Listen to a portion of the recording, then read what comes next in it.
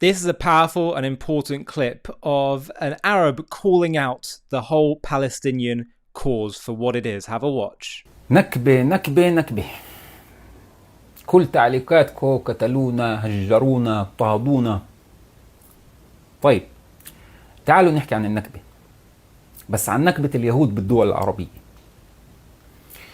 من نص القرن العشرين مئات آلاف اليهود تم طردهم وتهجيرهم كثرة من دول عربية مثل مصر، العراق، اليمن، سوريا، ليبيا، المغرب، تونس، الجزائر. بهاي الدول تعرض اليهود لموجات من العنف، المجازر، مصادرة الأملاك، الطرد المنهجي والتحريض الإعلامي والديني. فقدوا أوطانهم، فقدوا بيوتهم، فقدوا جوازاتهم، وتحولوا بين ليل وضحاها من مواطنين أصليين لغرباء مرفوضين. وما كانش عندهم غير ملجأ واحد بس يروحوا عليه، أرض أجدادهم، هون إسرائيل. إذا مش مصدقين اقرأوا مثلا عن مجزرة الفرهود ببغداد عام 1941، يعني قبل النكبة تبعتكم هاي بال48. ببساطة احنا العرب طردنا اليهود من دولنا وبعدين غضبنا لأن نلاقوا وطن يحميهن. فبعتقد المشكلة فينا احنا العرب، عم نتجاهل نص الحقيقة وعم نتقبل حالنا نكون الضحية، بس بنتهرب لما بنكون الجاني. نحكي عن نكبة الفلسطيني بس نسينا نكبة اليهودي. بنصرخ ضد التهجير وساكتين عن تهجير اليهود من دولنا. وليش؟ لأنه هاي النكبة بتفضح روايتنا وبتذكرنا أنه مش كل اللاجئين بس من فلسطين، وأنه مش بس العرب هن اللي تهجروا.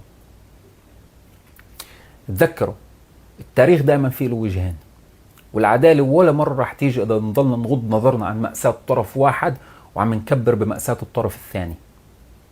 العدالة الحقيقية بتبلش لما نكون شجعان وبنحكي القصة كلها، مش لما نختار منها بس شو مريح لضميرنا وبس النص اللي بيخدمنا.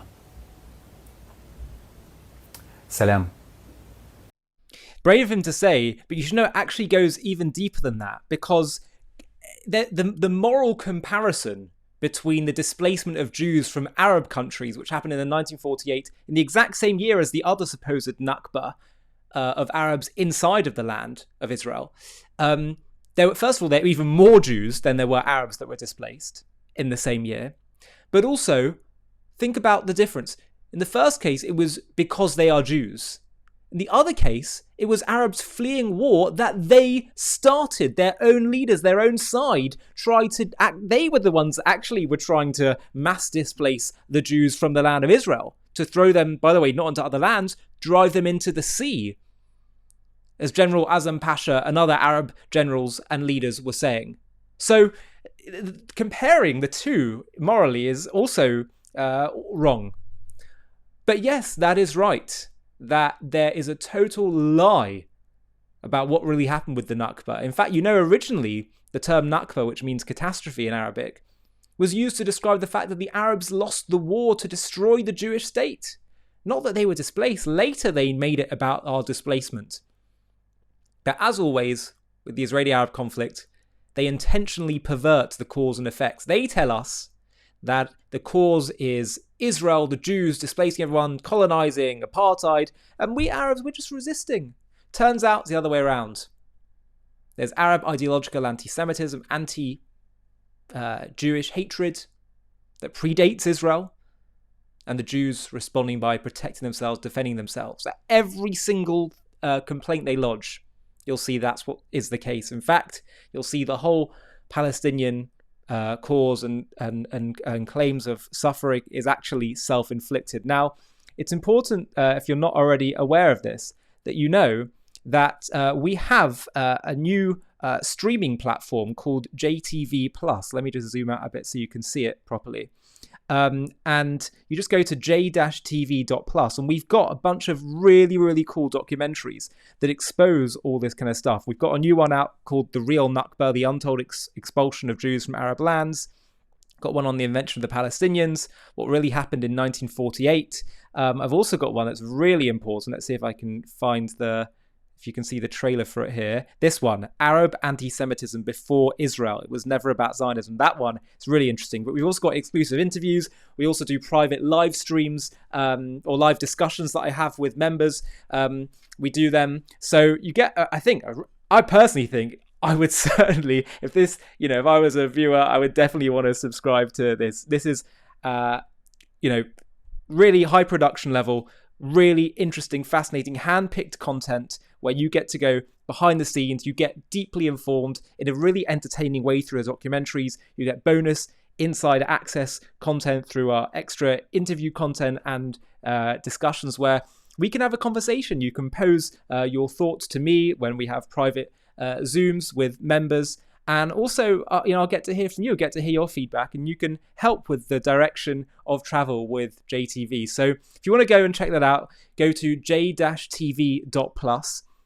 And what I'll do now is I'll show you a trailer for one of our documentaries. This one is on the Arab anti-Semitism that existed before Israel's founding. This one is so important because it shows that the cause and effect is the other way around. You tell me that you're just resisting what Israel did. Well, what were they resisting in the 1920s with the pogrom against the Jews in Hebron?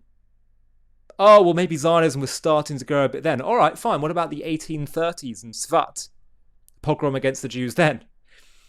It goes back to the 7th century, quite frankly, with the birth of Islam. Have a watch of the trailer, and if you want to watch the full thing, I'll put a link to it in the video description. Picture yourself. It's 1834, and you're a Jew living in Svat, which is a northern city in Israel, then under the Ottoman Empire. Your family is part of this ancient city's spiritual heart for generations. You study Torah, you trade in the market, and live quietly among your Arab neighbours. But one day, a mob storms your street, shouting, "Kill the Jews!" Your home is looted, your synagogue burned, your loved ones beaten. This isn't about Israel. Israel won't exist for 114 years. This isn't about settlements, the IDF, or the 1948 displacements. This is raw, violent hatred aimed at you for being a Jew. And it's not just in Palestine, it's part of a centuries-old story of anti-Semitism woven into Arab and Islamic history, from the dawn of Islam to the streets of Hebron. The claim that this conflict began with Israel's creation, the Nakba, or modern policies, is a farce, a distortion that collapses under history's magnifying glass. Welcome to JTV Plus. I'm Ollie Annisfeld, and today we're uncovering a history too often buried, the relentless anti-Semitism among Arabs in Palestine before 1948, rooted in a broader Arab and Muslim hostility that began with Islam's inception in the 7th century.